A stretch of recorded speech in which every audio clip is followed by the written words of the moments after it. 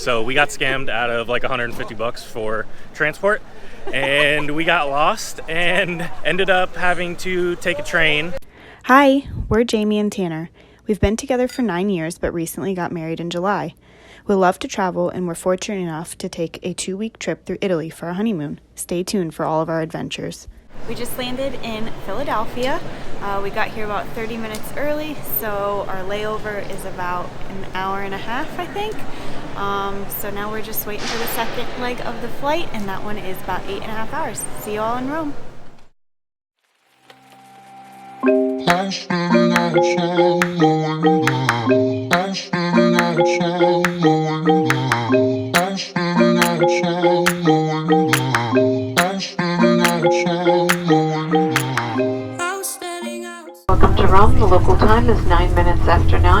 For you, you were always taking time, baby, playing it through. I was calling out your name, with my eyes on the wall. You were running like a ghost from me. So 12 and a half hours worth of flights and over 24 hours with no sleep. We finally made it to Rome.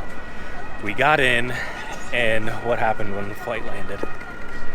What happened when the flight landed? We went to go get our personal transportation thing, I guess you can call it, and they told us exactly where to go, and we go over to the booth, and the booth people look at us like we're crazy and said, we've never heard of this place. So We hired a non-existent driver for private transport from the airport all the way to the hotel. So it was an we energy had to, company. yeah, it ended up being listed as an energy company online. One of the people at the information desk looked it up for us, and it was apparently an energy company. So we got scammed out of like 150 bucks for transport, and we got lost and ended up having to take a train, and finally got to the hotel. We had a 1 o'clock Colosseum tour. So we were rushing around, checked into the hotel, and straight to the Colosseum. So we haven't filmed as much as we wanted to, but we're here and we're enjoying it. Ciao. Good morning. It's day 2 in Rome. It is 6:45. We are gonna grab some breakfast, maybe coffee or something, and we're gonna head down to the Trevi Fountain, Spanish Steps, and maybe Vatican City. We have a food tour scheduled, so we're going to try to get as much done today as we can, because today is our last day in Rome before we go on to Positano. So we'll see you at Trevi Fountain.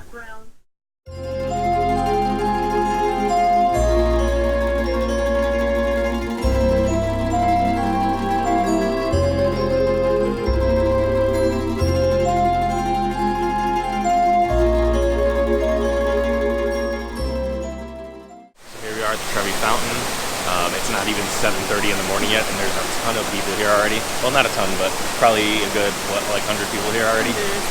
So our suggestion, if you are going to come here while you're in Rome, is get here super early so you can get the best pictures, because it actually gets over 1,200 visitors per hour.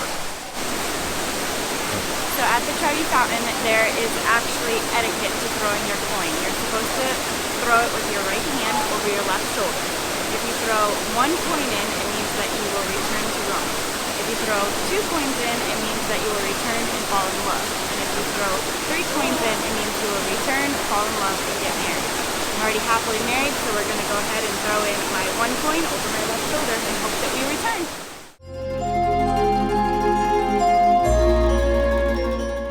Another little fun fact about the Trevi Fountain is that they collect over $3,000 or 3,000 euros every single day, and they clean it out every night, and it all goes to charity. So I don't know, I thought that was cool, and Very you might cool. want to know that.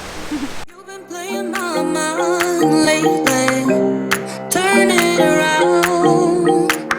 Once I thought you were mine, baby, we're safe and sound. You got me waiting, I'm on fire.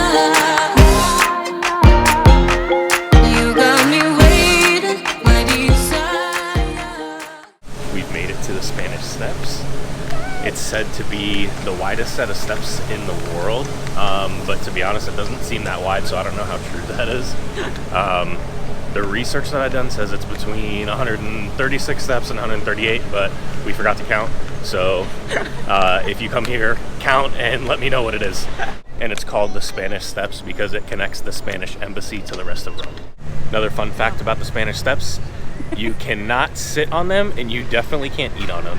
There's guards there that will blow the whistle at you and tell you to move. You don't want to get the whistle blown at you, No. Tanner. Hey, where are we going? The Pantheon.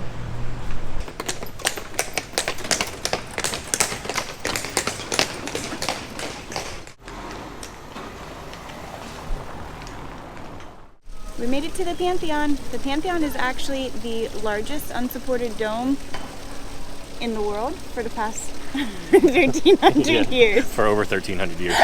And it was actually built as a temple to worship multiple gods. Actually, the translation for Pantheon in Italian means honor all gods. And actually, we found this cool little app on our phone. It's through Rick Steves. Shout out Rick Steves. Yeah, and it's pretty cool. They have a bunch of free walk around tours. So we have our headphones and we're about to go inside and look at it and Check learn it a whole out. bunch more. We'll update you with any other cool facts we find out while we're in there. See ya.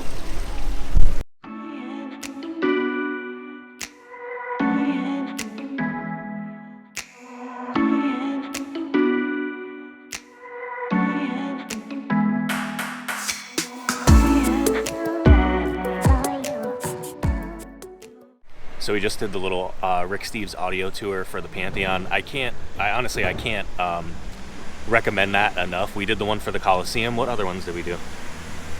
The Roman, oh no, we didn't do the Roman Forum, but we downloaded the one for the Roman Forum. Yeah, I think the only one we did was the Colosseum. Okay, well, either way. They were really cool though. Super informative, really cool. He's like, I don't know. It's made of fish. It's like your grandpa telling you a story. But there's so many cool facts in there. I just wanted to list one of the facts that I thought was really cool and that I didn't know is that Romans invented concrete. Yeah, that is pretty cool. What I found interesting was that the dome is as tall as it is wide. So it's like 142, or was that the Oculus? I don't remember exactly what it was, but I thought that was pretty cool that it is as tall as it is wide. And the other thing I thought was neat was that the actual opening, like at the top of the dome, the Oculus, that is the only form of sunlight. So when it rains, obviously it gets wet in there, but the floors are made to withstand the rain, and they actually have holes in the floor, and it's at a little bit of a slant, so that all the water drains, drains out down to the holes. Yeah, so I thought that was pretty cool too. Yeah, highly recommend it. And the Pantheon's free to enter, so definitely do that if you go to Rome. Awesome. We're going on a food tour, but we can't wait, and we're gonna go try some pizza. So, Fatties. Antico something. Antico Fortica. Oh, I don't know. I don't know what it is, but either way, it's supposed to be good. So we're gonna go. We'll see you there.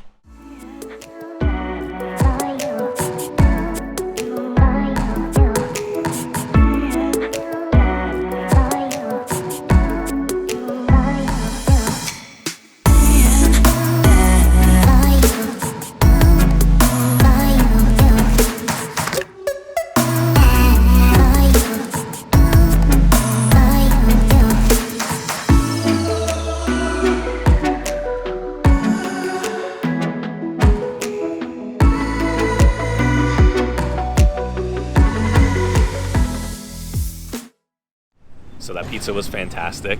We went to, damn it, I forgot what it was called. Antico Forno Roscioli, I think. I don't know. I'll put it somewhere down here if you want to go see it. But yeah, it was good. It was good. It was actually a little bakery, and fly on me. So it's actually a bakery, and they make pizza, but it's not like the traditional pizza that you would think of. There's no cheese on it, so it's just like this light, thin, airy, crunchy bread we got pizza bianca, which is just a tomato sauce, which the sauce was super good. Yeah. Super good. Pizza bianca, which is just olive oil on it, so it's just the bread, That's and the then they one I put liked. olive oil. And then I think we got another one. I think it was potato, but and Yeah. olive oil on top. That one was my favorite one. But yeah, that was good. So yeah, if you're looking for a little pizza place, and everybody in there was Italian. There wasn't any Americans besides us in there. So Also, it's not like a pizza slice. They come out in like a big long thing, and then Oh, they yeah, and just chop it up and they weigh cut it and weigh it, Yeah. and you pay by the pound, so Yeah. or by the kilo. And we paid what, $4.50. $4.50 Yeah. Yeah. So we paid $4.50, and both of us got a meal. We're both full, and we're going on a food tour right after this. So I don't know why we did that, but it was good. It's going to be worth it. Also, there's a little cafe next door that we stopped in, and we got 2 little cafe espresso type things, and they were amazing. Mine was from like Ethiopia or something, she said. Yeah, I don't know. I don't remember what she said, but they were both really good. Yeah, One was smoky, really one was good. bitter. She liked the bitter one better, and the bitter one better. I like how that sounds. But yeah, I got the smoky one, and $2 a piece, and they were good. Now we're ready to go on the food tour, and on a park bench. we just stopped at a little park while we were walking through, and this is what we're doing.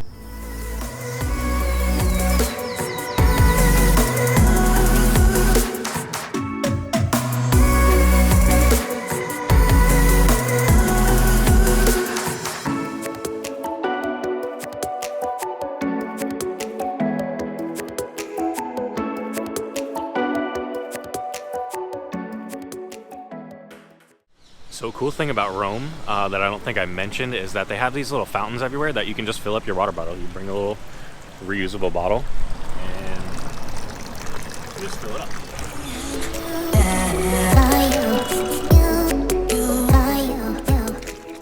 So I just want to say I feel really accomplished already today. It's only like 10:30 in the morning, and we've done the Trevi Fountain, Spanish Steps, the Pantheon, we got pizza, we got coffee, and we're getting ready to go on a food tour.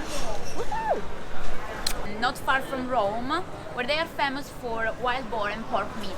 Most of the meat in Rome, it's imported from Norcia.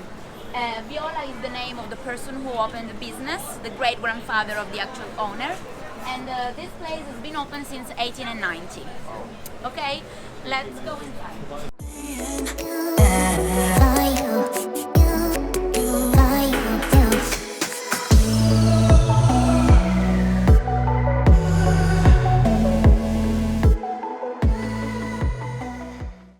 Typical Roman cheese, pecorino romano. Pecorino comes from pecora, which means sheep. It's made with sheep milk cheese. Sheep milk. So this is why it's quite salty and a little bit stronger than the one you probably know. The wine is a wine from Umbria, a region close by this one, and it's made with grapes called Sangiovese, the most common grapes in the central Italy. Yummy. Open since 1824, and it's very well known for its pizza, but what we're having today is called suppli. Have you heard about it? Say it again. Suppli. A little rice ball?